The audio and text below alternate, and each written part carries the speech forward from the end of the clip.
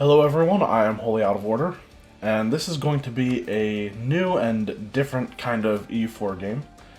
I am playing with the extended timeline mod on, but I am going to be starting in the normal start date of 1444. And I am going to be playing as England. Options-wise, I have Lucky Nations off, mostly because I don't like the arbitrary luck aspect. Other than that, let's go ahead. I think I'm going to call this campaign the God Save the King campaign. Just because I think that's still the national anthem of England, or the UK. Ever since 1337, the conflict over who is the rightful king of France has been ravaging both France and England for over 100 years. The English retained control over Normandy and Guyenne, while Charles VII in Paris has the support of most of the regional nobles of France. With the Treaty of Tours in May, the English Lancasters and French Valois families have seemingly traded territory for peace. Among its stipulations are the handover of the County of Maine, a point that was never cleared with the English Parliament, and which is likely to anger noble and commoner alike on the far side of the Channel. The fear of public backlash has so far led to this handover being stalled for months, with the word of the English negotiators increasingly being questioned in the French court. England is itself in a precarious situation. A king since he was 9 months old, Henry VI, has now grown up to assume the crown and actual rule of England, or of the kingdom. Even as an adult, however, Henry seems unwilling to rule. Some would say he is even worryingly detached from reality. Intriguing nobles of the realm have instead come to dominate Henry's regime, assuming power and positioning themselves for a future succession. Such feuds might well cripple the internal stability of the kingdom, especially if hostilities in France commence again. With the English busy with continental and internal affairs, the dominion over Ireland has shrunk to a thin strip along the sea known as the Pale, with Gaelic lords as well as Hiberno Normans acting entirely independent of the English crown. There are few, if any, troops on the island anymore, much to the enjoyment of the Irish. Should matters in London and Paris finally settle, however, the Irish lords are likely to be made much higher priority. We are a Catholic nation, and we are a monarchy, but we have access to a parliament, and we are, I think, the only nation at this point in the game that does. So, if you're not familiar with the extended timeline mod and what it does, basically you can start pretty much anywhere between the year 2 AD and I want to say modern day is the latest, but it might go further than that. I know the actual end date is 9,000 or like 9999. At least I'm pretty sure it is. There are a number of changes other than that, in that because you can start earlier and go later, certain aspects of the game have been changed to reflect that. So, for example, we start at Tech 48 for admin, or not just admin, but all techs.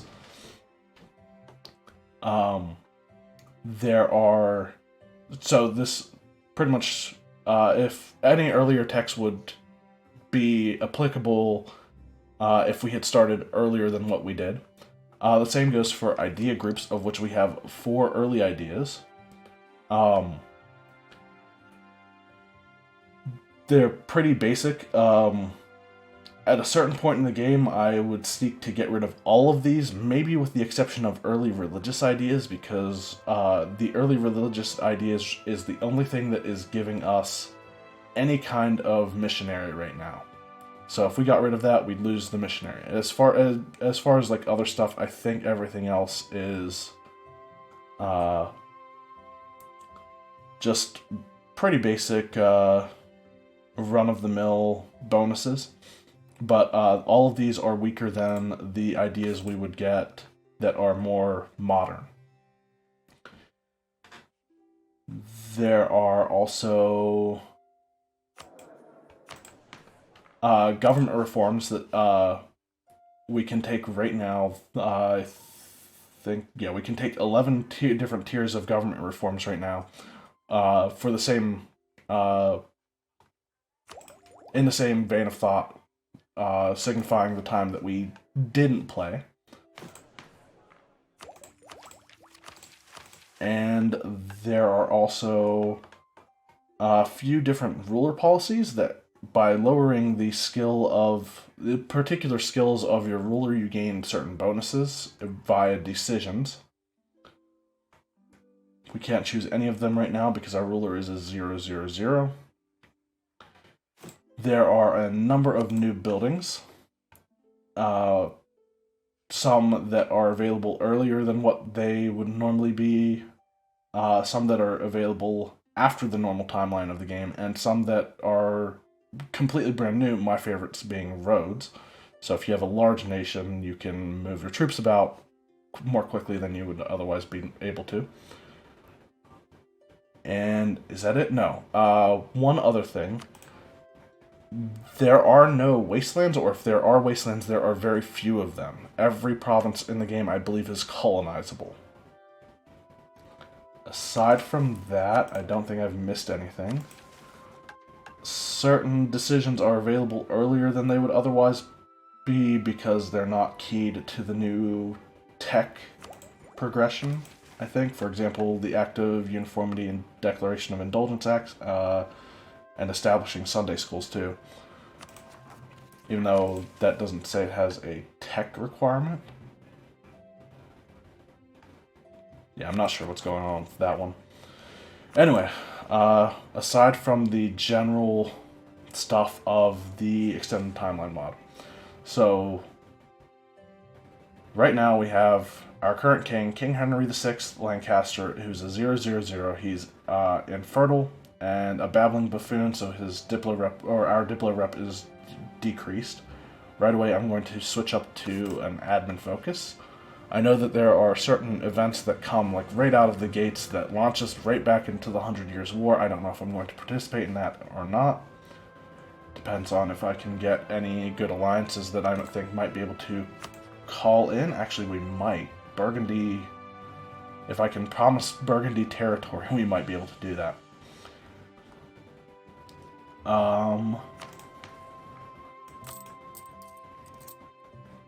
We are gaining corruption. Why? No debate in Parliament. Okay, right, we have Parliament, which we have to assign seats and get a debate going for. We have a completely unique mission tree that is very extensive. One of the most powerful ones is Levy the Troops. If we have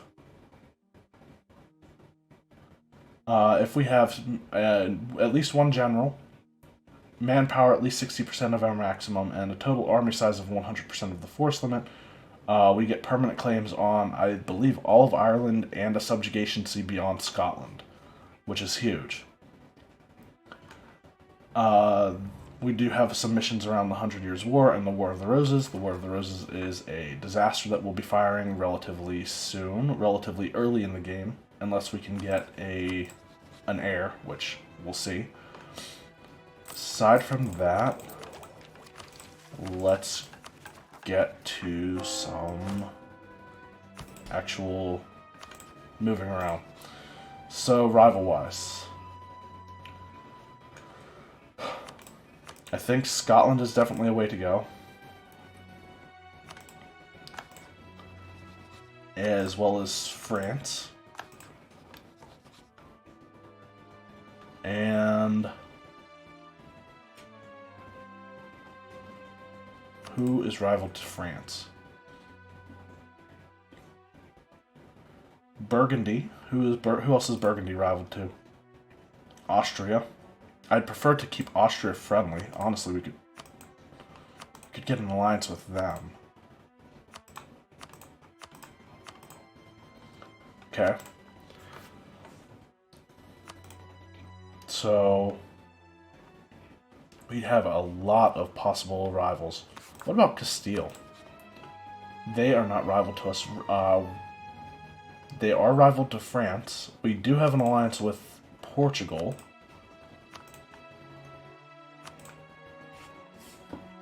Huh.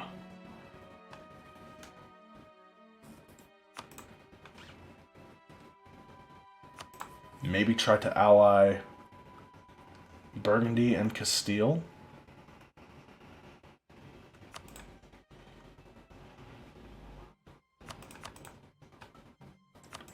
Anyone else? Who's rival to Scotland? Denmark. Who has rivaled us? Honestly, I could see myself rivaling the Danes.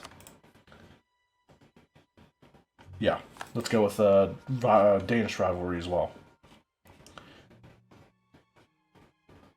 So, next thing. Advisors. We have a morale of armies guy, which would be possibly useful. How much money are we making? 7 ducats a month. Yes, I think that's a good way to go.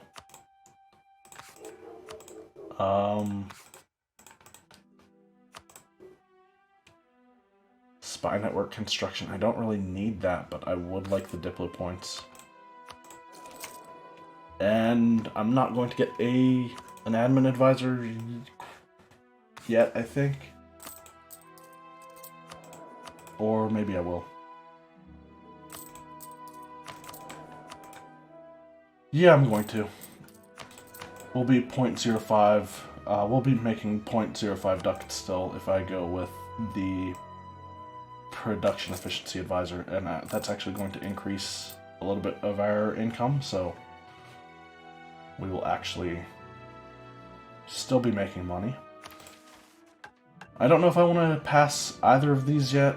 The Declaration of Indulgence Act I do like because of the increased tolerance of heretics, right? Oh well. For now, I'm going to say no to the Act of Uniformity. Right. Government policies. So, again, like a lot of these are like come with the extended timeline modifier or mod, and I think I'm going to go with cultural tolerance. So we get more max promoted cultures.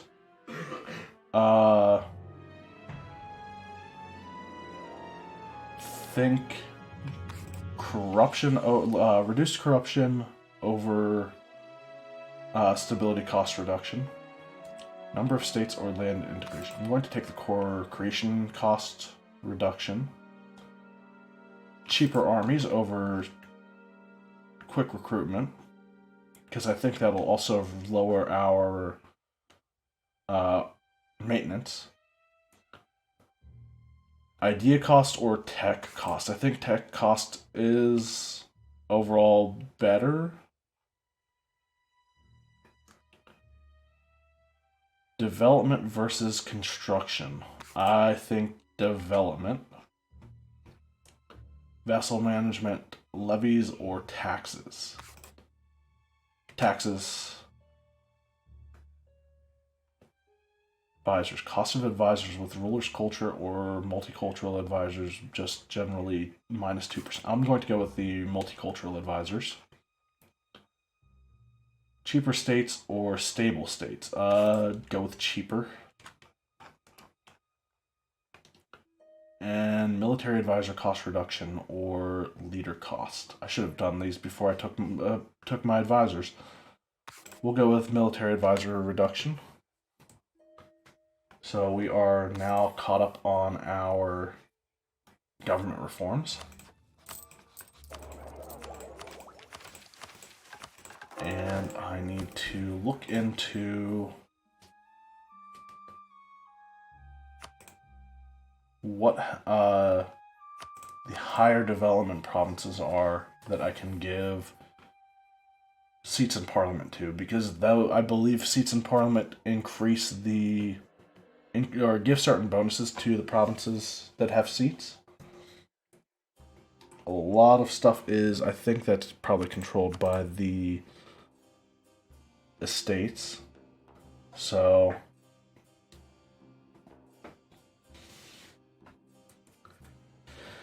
Gascony is controlled by the clergy. There's a lot of land controlled by the clergy in France.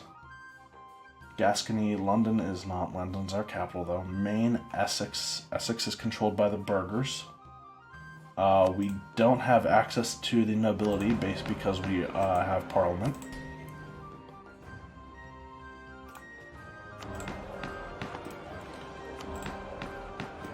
So, yeah, go back in there real quick.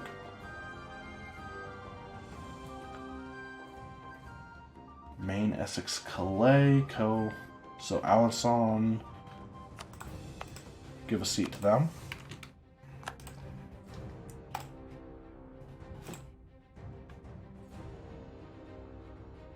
Laborde.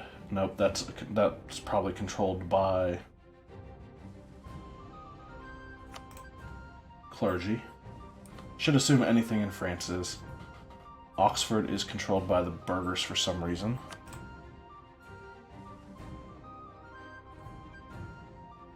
It doesn't look like there's any kind of reason that the burghers should have Oxford, honestly.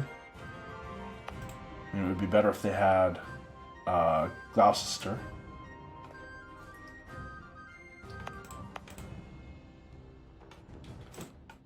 Okay, let's look at that again. So, Oxford and Essex are towards the top of my development list, I think. Essex definitely is.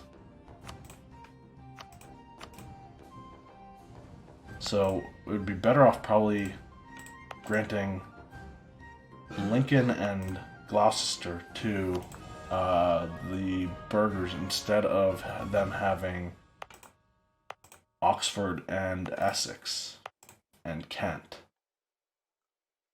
I guess we should probably wait until... I don't want to wait, though. See how high the... Okay, their influence is not terrible yet.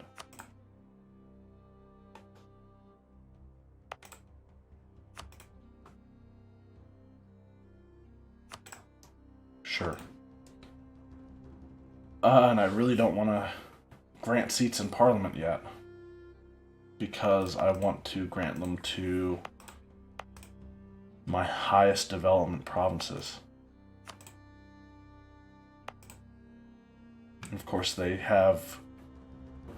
just have a lot of territory given to estates that shouldn't have them. I think I'm going to bite the bullet and take the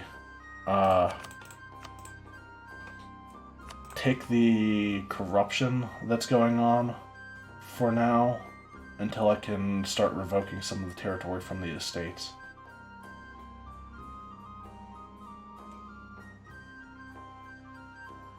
I can start a debate without having all of the seats. Of course, I don't want the seats to be assigned randomly, which will happen if I don't, I think. You do not increase the number of seats. Additional seats will be assigned automatically. Yep. Alright. So, debate-wise. Merchants, trade power abroad, advisor costs, that would be not necessarily a bad thing. Sailor recovery speed, recover navy morale speed. Land maintenance modifier, land attrition, minus 5%. That's... I'm going to take that, assuming that the 100 Years' War events are going to fire. We will...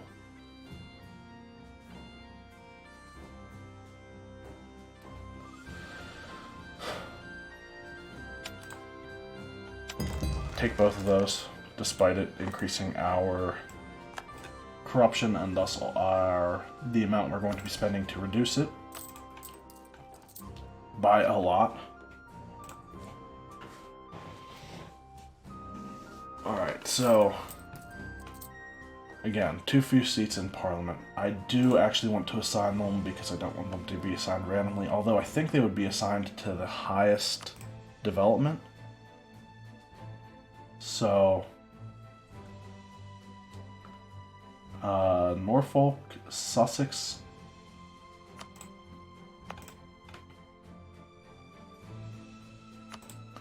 Norfolk and Sussex.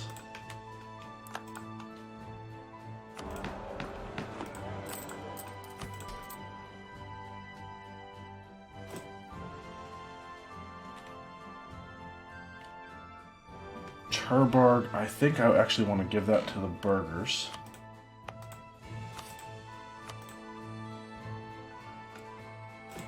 Because there's a modifier there. Yeah, it's a natural harbor.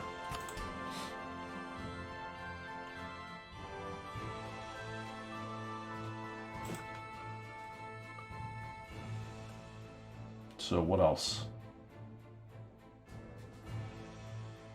Before too long, all of my provinces are either going to be have seats in parliament or be owned by estates, unless I try to fix that. What was the one that I was going to add? Wessex and Shrewsbury. I think I already added Wessex. No, I didn't. Shrewsbury. How many seats left? 1.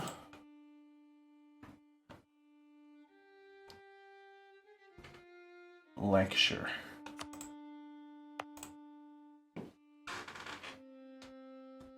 Sure. So, the bonuses from having a seat in Parliament, local production efficiency and tax modifier increase, as well as manpower and sailors. Next, let's deal with some of our diplomacy. We have an alliance with Portugal already.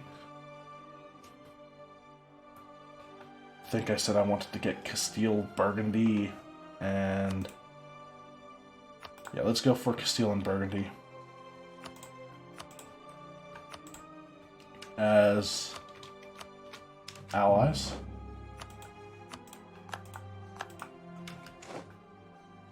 Also, some of the events tied to increase and decrease in prices happen earlier, or seemingly earlier, because, again, they're tied to certain techs.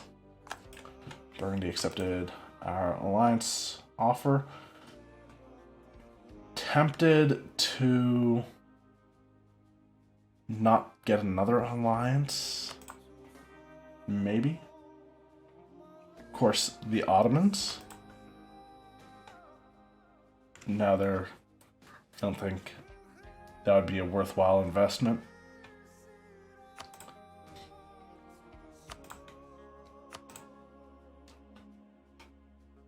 Who hates Denmark? The Scots. Muscovy does. The Muscovy's a little too far away.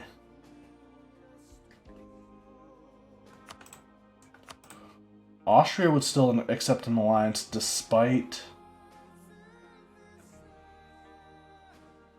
Alright, I think being on Austria's good side is probably for the best. So we'll fill up all of our alliances.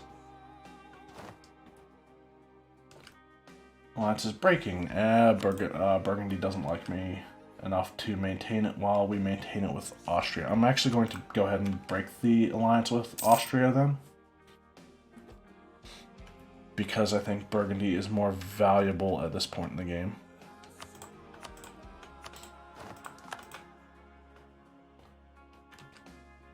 Burgundy breaking it should go away. Let's up our royal marriages. Should have done one with Portugal immediately. We have a new queen consort. And we are likely to fall into a personal union on our monarch death. Let's hope that doesn't happen. Get one with Burgundy, and as well as Castile.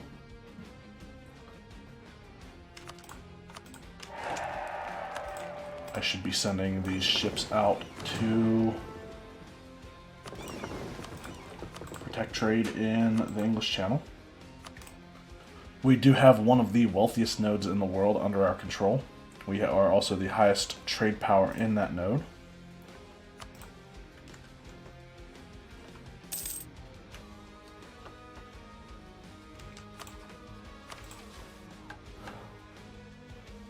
I should build to force limit. We are 7 below it. We're still making a lot of money, though. Okay. Our stability went up. our corruption. Our stability didn't do anything. Our corruption went down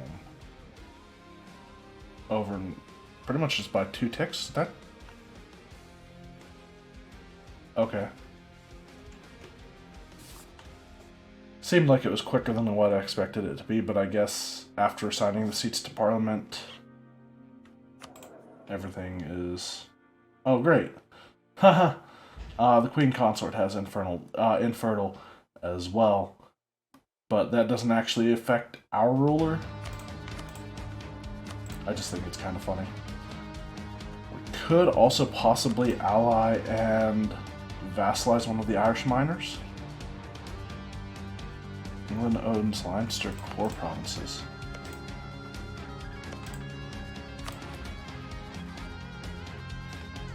Ulster, however, I don't know. Nah. We're good. I also need to embargo people. So, embargo Scotland, of course. And France.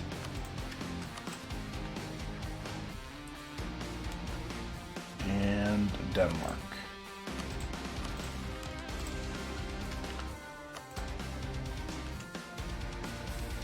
Something else. Merchants. Yet another side effect of the extended timeline mod. The trade range seems to be nerfed for every nation. And our merchant, for some odd reason, is collecting in Bordeaux. Probably because it's the only one that can reach it. Or it's the only node that can be reached. I'm actually going to send that merchant to collect in the English Channel, give us a boost to our trade power. Now at 56%. Excellent. Everything else works for me.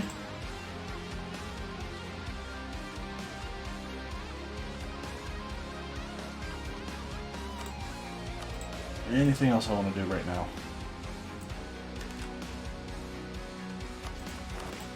Let's go ahead and build up to force limit. We have a lot more cav than we really need. We have 8 cav to 20 infantry. But let's build up our infantry.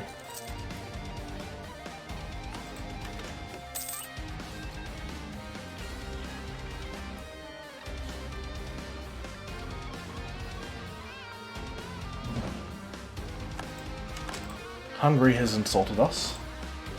They are rival to us. We are not rival to them, though. And once I have a ruler, once I have an heir, I will make Henry a general in the hopes that he dies. Of course, the War of the Roses pretty much kills Henry off. And that's fine too, honestly.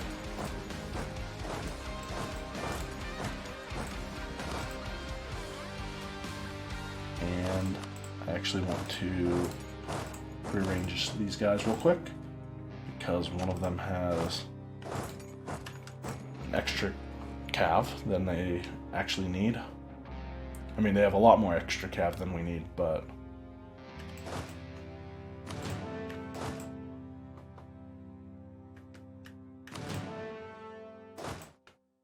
And also... So that's 18, and that would be 17. That's what I want. That'll be better.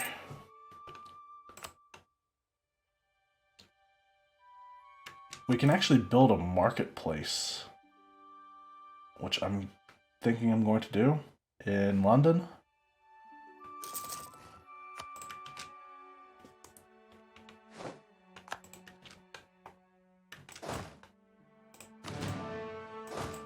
What's the supply limit in London? 34. You know what? We're actually going to do it this way.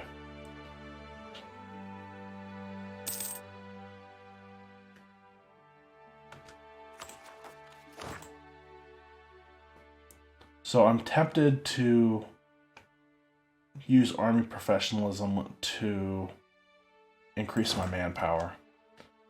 But we'll wait on that for a second.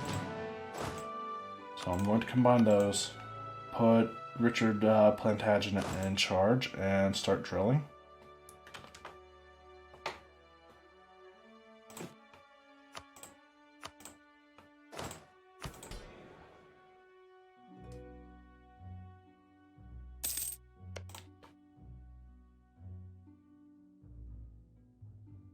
Scotland is guaranteed by France and guaranteeing the independence of Ulster.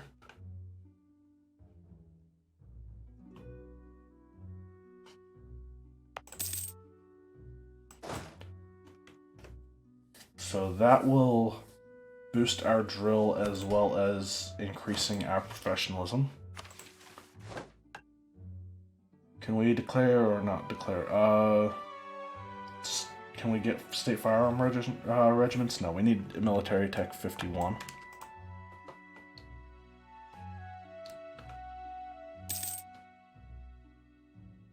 And next month I'm going to start.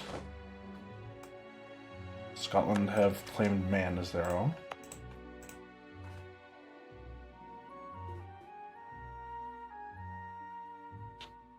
But on November 11th, we'll start revoking some territory from the burghers and the clergy. The clergy's probably not going to be too happy about it. And again, no, they will not be happy about it, about losing territory. So, the burghers. I want them to lose Oxford.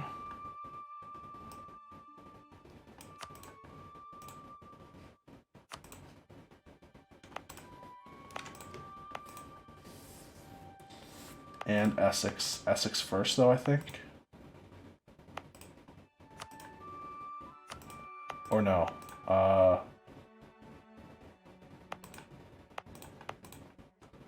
Kent first. And then Essex. This is going to bring their loyalty way down.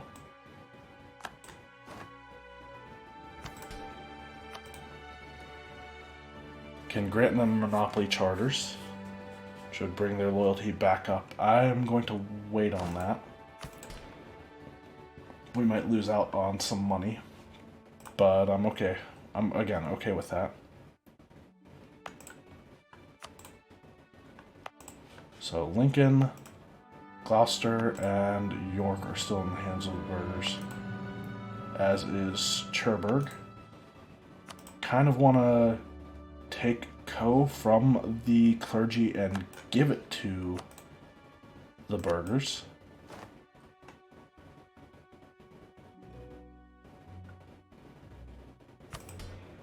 Burghers are still upset, and so is the clergy now.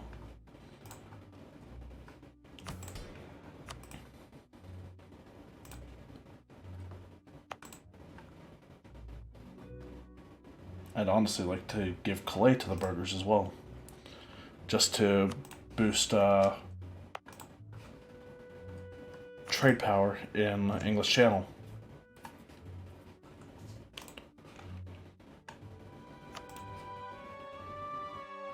Has that changed any of our... Okay, we're actually over the force limit by 1 now.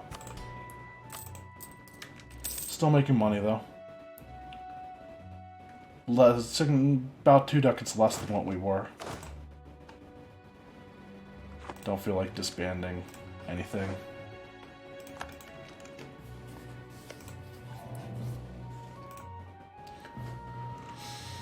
Alright, so pretty uneventful first episode, but hopefully we'll continue and eventually move into taking over Scotland. But we'll have to see if we can do that without bringing France in. With any luck, France will get involved in a war and not want to help Scotland.